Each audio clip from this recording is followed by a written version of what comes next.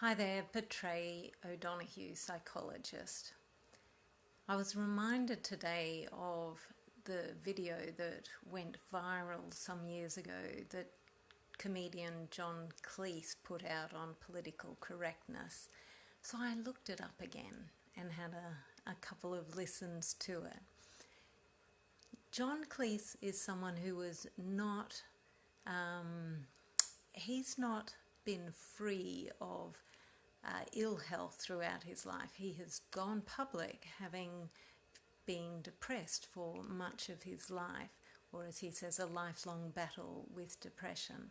So coming from John Cleese to say the following, I think he has some insight to the topic. So what he says is that the idea that you have to protect or that you have to be protected from any kind of uncomfortable emotion is one that I do not ascribe to or do not subscribe to. That's what he said. So too often these days we feel that people don't feel comfortable to express themselves for fear of offending someone else. And whilst I believe that it's really important that we do take care with what we say, I think there's an element of what he's saying, and I think he's probably coming from it from his own personal experience of having been depressed. And what he goes on to say is that a psychiatrist who he did some work with, Robin Skinner, said if people can't control their own emotions, then they have to start trying to control other people's behaviour. That's when we see behaviour such as micromanaging, which is a challenge for many people in the work front, in home, in all sorts of other circumstances. We could see that people maybe are in situations where they're feeling being nitpicked, backseat driving. Those kind of behaviours would be, or they would be examples of when, or they would be examples of descriptions of when a person is feeling the need to control someone else's behaviour. But if we think of it, often the driving force behind that is a person feeling out of control in some way. And usually it's they're out of control of some kind of emotion, whether it's anxiety, feeling a bit down, feeling stressed. So those kind of things can push a person to wanting to seek control somewhere else in their life.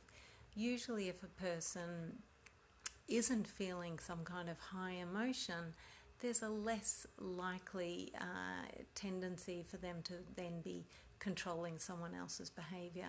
Usually there's a stronger correlation between higher emotional distress and or some kind of high emotional experience and higher controlling behaviour where they're trying to control the behaviour of someone else.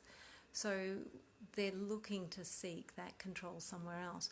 Whereas when we look inside, perhaps that's where we're going to get a greater return on our efforts, is instead of looking to try and change the external circumstances, if we look inside. That's not to say that at times changing the external circumstances is not warranted, because sometimes that's exactly what is needed and what is definitely going to make the greatest change.